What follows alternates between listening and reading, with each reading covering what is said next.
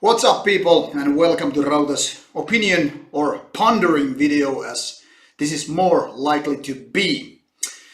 Today I talk a little bit of streaming services and most importantly portable music. That is the music you carry with you or you listen to when you're sitting on public transportation, your own car, I don't know, go to take a hike in the woods or whatever.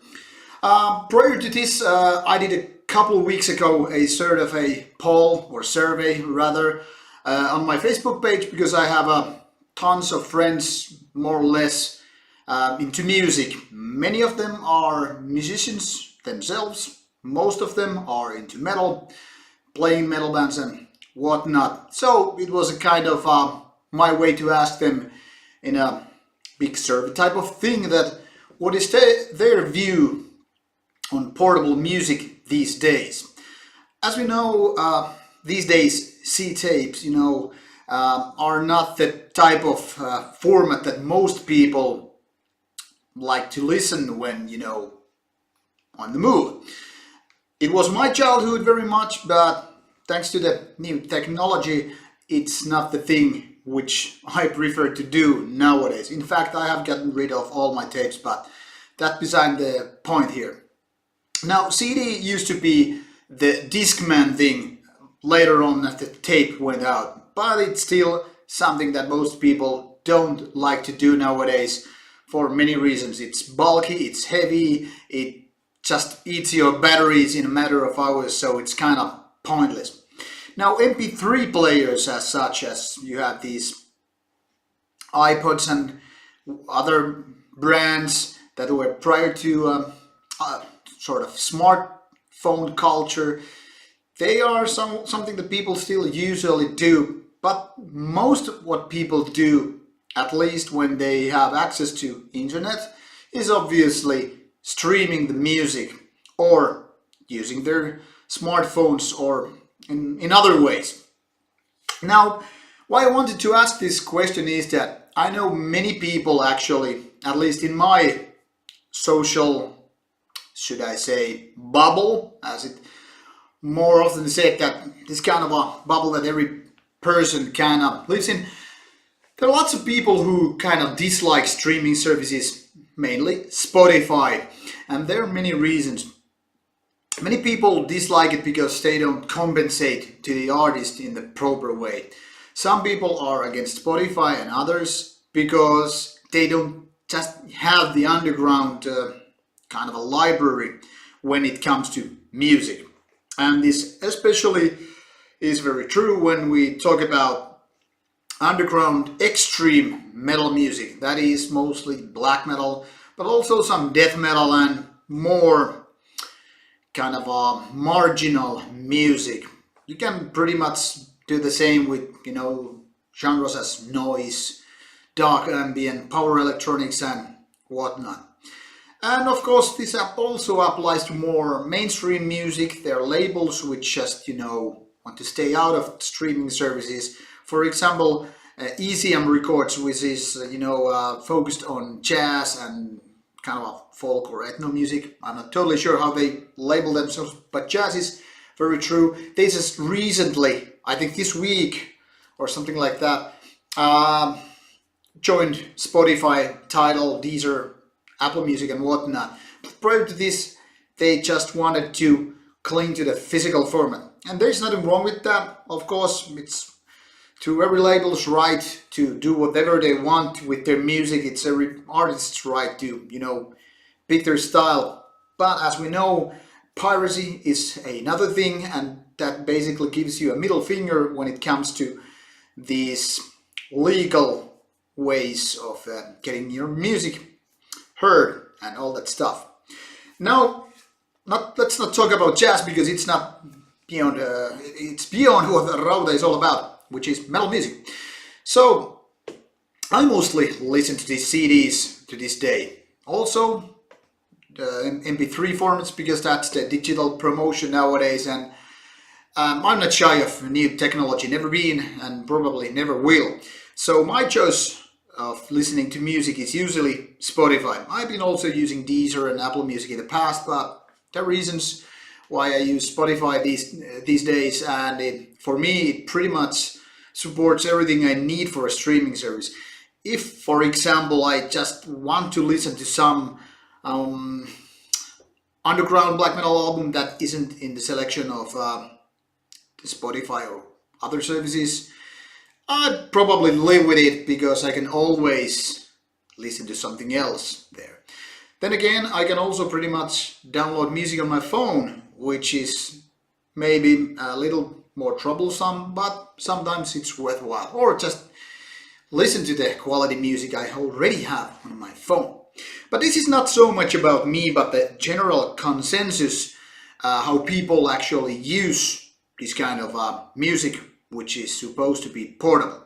Now, when I made this survey, I tried to pretty much make it clear that I don't care about the way you listen to the music at home or your workplace, office, or just whatever. I'm interested in how you listen to the music when you drive a car, take a bus, tram, subway, walk, bicycle, I don't know, even swim. I don't know, maybe somebody actually swims to work.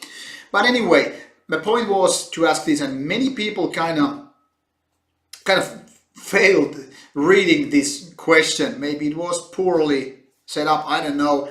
Many people actually answered both ways, like how they listen to at home, so it kind of explained more these listening habits than just answering my every question, so no harm done. But one thing was pretty clear. Spotify was the number one, even with those kind of redneckish people. I'm sorry if you feel offended by that, but maybe more stubborn people. It seems that Spotify and other such services, doesn't matter if it's Apple Music or Deezer or Tidal or it seems that they have kind of converted people. Maybe people have actually given up stand against Spotify and other such services in terms of how easily they want to enjoy music when they are going one place to another. Another, popular reply or answer was, I'm listening on YouTube, which is curious because it seems YouTube doesn't pay as much, compensation to the artists as Spotify. I don't know the exact numbers, but these are the rumors that keep going, and actually many labels and artists kind of keep circling the question. They don't want to be blunt about it, and to be honest, I don't really care.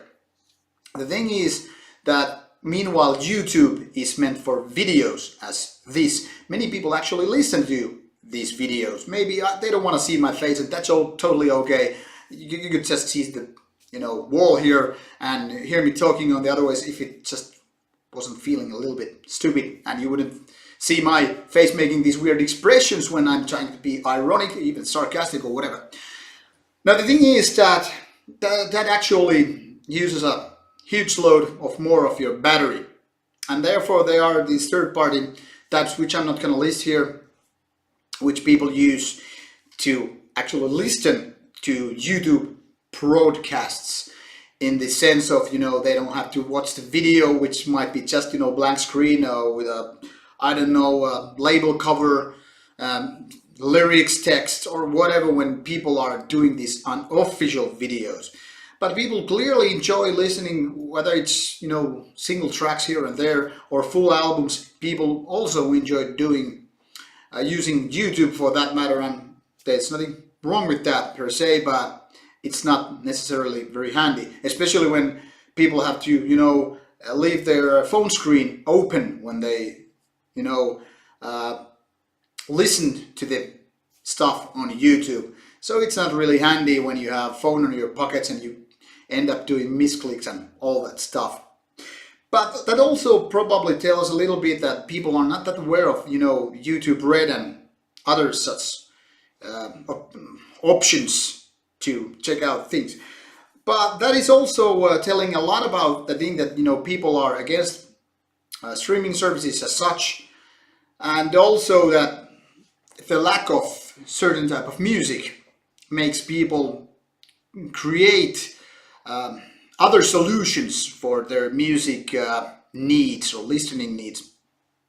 One other thing which was not that popular but was mentioned more than once or twice was using Google Cloud Service. You know, Google Play or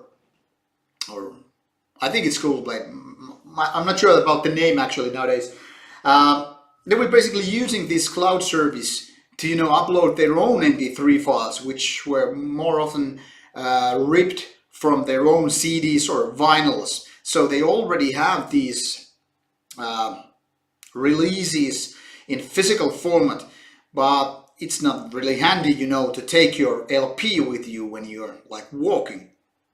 So many people actually get creative like this. Maybe they use Dropbox or Google or other services, but it's totally viable option to use this kind of thing when you want to listen to your favorite underground metal band, but you don't have the access on that on your favorite streaming service, or maybe you are just a little bit reluctant to pay, you know, to use Spotify or whatever, and you don't like ads which happen on YouTube or free version of Spotify and other services. So people are creative when they want to use music, but then again, there are also people who just go for silence, go for radio, or just listen to whatever is on their free streaming services. These are all very interesting, since it seems that many people who are like music fanatics, such as me, because I listen to from basically 8 to 12 hours a day music, maybe not 12 hours, but somewhere between 8 and 10 hours usually. And when you do, you want to listen to music, you obviously want to make it easy. You don't want to make it troublesome. You want to just focus on the stuff and not so much on the problems solving how to listen to your favorite music. But there are also problems with Spotify and such. For example, I wanted to listen to Impel Nazarine's Suomi Finland Perkele album because I was going to make it a kind of a classic review here, now that Suomi, which Finland, is celebrating 100 years of independence, and there was this special release on Suomi Finland Perkele, but at least it didn't get my attention. I didn't know this on the list, or maybe it was there, I don't know, maybe it's added later on, who knows. Anyway, but there were other albums, you know, the previous one, the newer ones, and so I kind of like, okay, let's create something else. So there are clearly problems with these kind of streaming services. Then again, many bigger names, and it might be one of these bad guys names, you know, Cannibal Corpse, which were actually banned in Germany and probably some other countries in the past. Well, those are available there. So, for example, when I'm doing this kind of a Cannibal Corpse discography video later on, it is easy for me to, you know, just listen to the whole discography there, even though I have all the albums on my shelf for this purpose of, you know, going through the career. Some bands I have, some I don't, some I have only here and there, bits and pieces, selected works, if you will. So this kind of stuff is easy for me, but I also understand that most people are in my position, which means that I get CDs like every week. I get digital promos almost on daily basis, basically too much for me to handle them all. So I'm always lagging behind when it comes to digital promos. Like, for example, today I was listening promos which I get on during June, and it's already late November at the moment we're videoing this. So the thing is that the overwhelming amount of music can be kind of exhausting.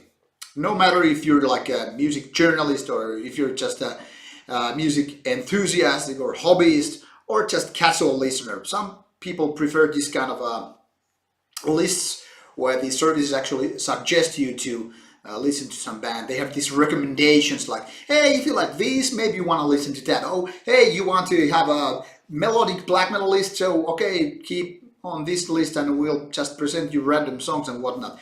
for me it doesn't work because I like full albums. There are only, exceptions to these rules when I want to hear this or that.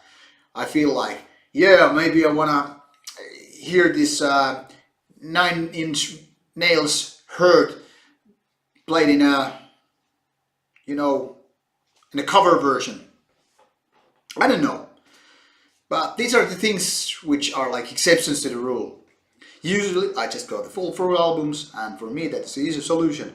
Uploading stuff to the cloud, why not? It could be totally possible if I wasn't so lazy or busy doing that.